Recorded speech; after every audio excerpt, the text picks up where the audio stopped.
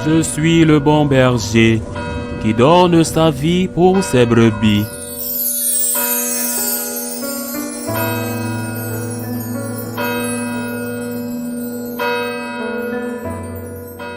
En ce temps-là, Jésus monta en barque, refit la traversée et alla dans sa ville de Capharnaüm. Et voici qu'on lui présenta un paralysé couché sur une civière. Voyant leur foi, Jésus dit au paralysé, Confiance, mon enfant, tes péchés sont pardonnés. Et voici que certains parmi les scribes se disaient, Celui-là blasphème. Mais Jésus, connaissant leurs pensées, demanda, Pourquoi avez-vous des pensées mauvaises? En effet, qu'est-ce qui est le plus facile? Dire tes péchés sont pardonnés ou bien dire lève-toi et marche? Eh bien, pour que vous sachiez que le Fils de l'homme a le pouvoir sur la terre de pardonner les péchés, Jésus s'adressa alors au paralysé. Lève-toi, prends ta civière et rentre dans ta maison. Il se leva et rentra dans sa maison. Voyant cela, les foules furent saisies de crainte et rendirent gloire à Dieu qui a donné un tel pouvoir aux hommes. Acclamons la parole de Dieu. Notre Seigneur a accompli ce miracle dans un double but. D'une part, guérir un malade, guérir ce paralytique, mais d'autre part, il voulait déjà alors faire comprendre, même si ce n'était que petit à petit, qu'il était Jésus, Dieu. Les pharisiens, ses éternels ennemis, sont conscients qu'il commet un blasphème s'il n'est pas Dieu, car seul Dieu peut pardonner les péchés. Du point de vue du pharisien qui ne croit pas en la divinité de Jésus, cela constituait effectivement un blasphème. Mais Jésus est Dieu.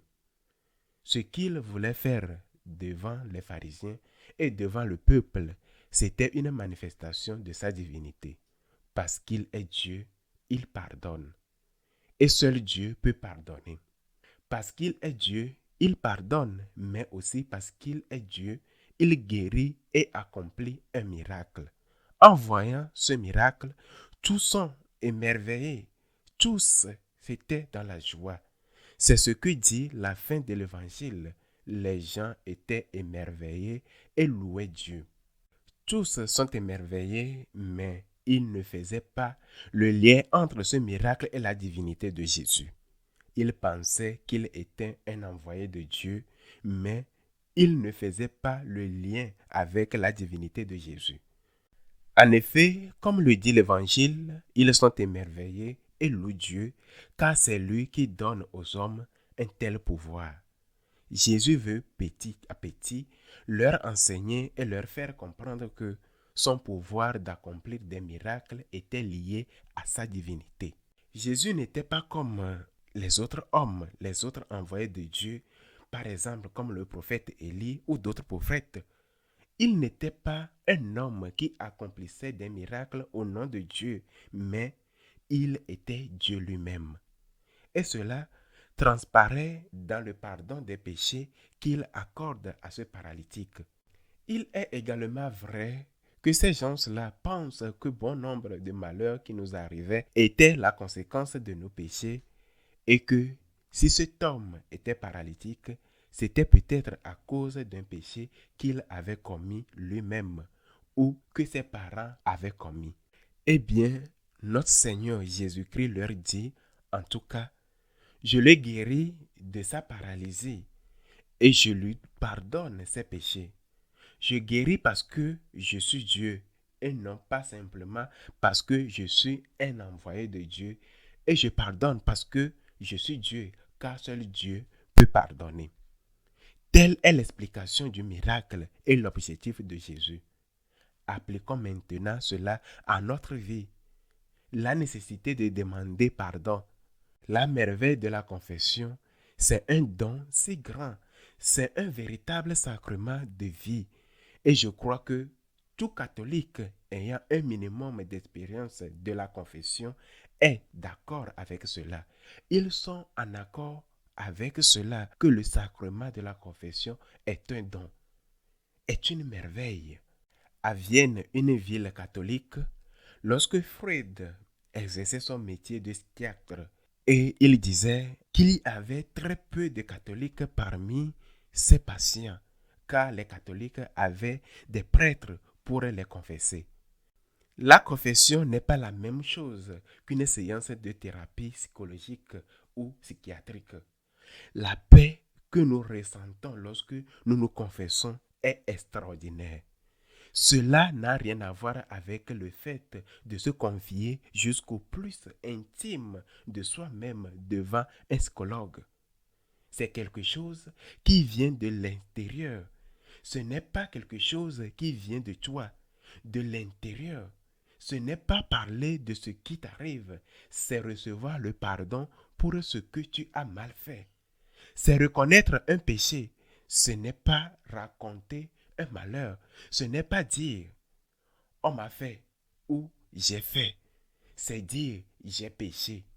Il y a des causes, il y aura des excuses, il y aura des justifications, il y aura des circonstances atténuantes. Je ne sais pas. Je serai coupable à 100% ou coupable à un petit pourcentage, mais je confesse que j'ai péché.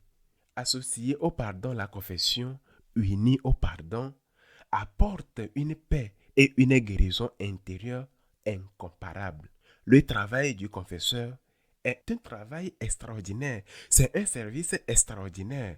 Nous les prêtres devons en être convaincus. Par le sacerdoce, nous avons reçu 3.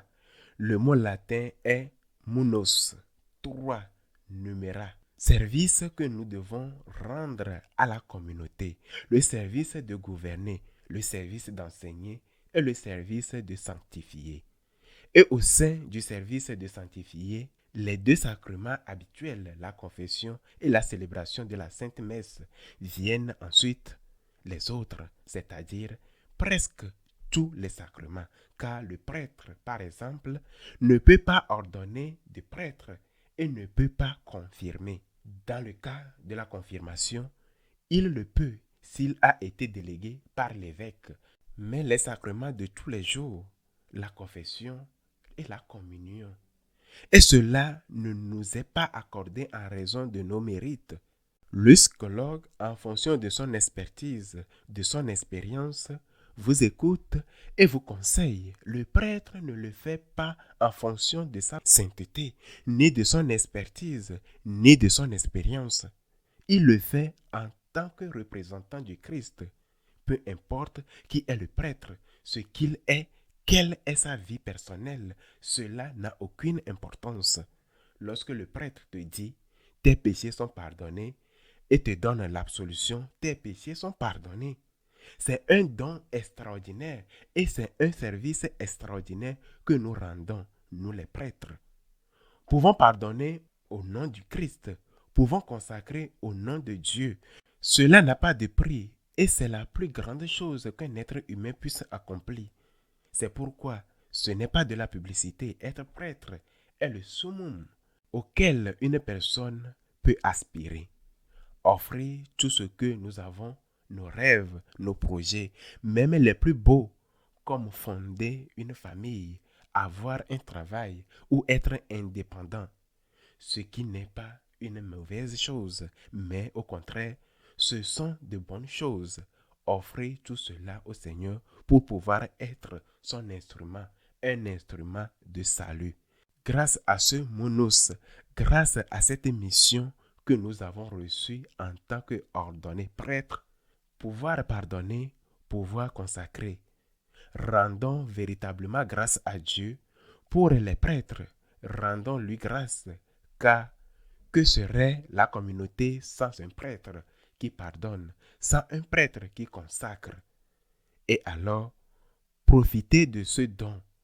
Allons profiter de la confession que Dieu nous offre à travers cet homme, qui est peut-être bien plus pécheur que toi, mais qui est le représentant du Christ. Un jour, dans un village, on montra à Saint François un prêtre qui vivait en concubinage avec une femme. Les villageois, les paysans du village le savaient et en public, ils allèrent le chercher et le jetèrent à terre. Au beau milieu de la poussière et de la boue, devant Saint François, qui avait déjà alors la réputation d'être un saint, Saint François s'est agenouillé devant cet homme pécheur. Effrayé, il la rassure, lui a pris les mains, les a embrassés et devant ces gens qui voulaient lyncher le prêtre, il leur a dit: ces mains consacrent le Fils de Dieu et je ne veux rien savoir d'autre. Rendons grâce à Dieu pour les prêtres qui, au nom du Christ, pardonnent et consacrent. Aidons-les à devenir des saints. Rendons surtout grâce pour les dons et les bons prêtres et prions le Seigneur pour eux. Qu'il soit ainsi.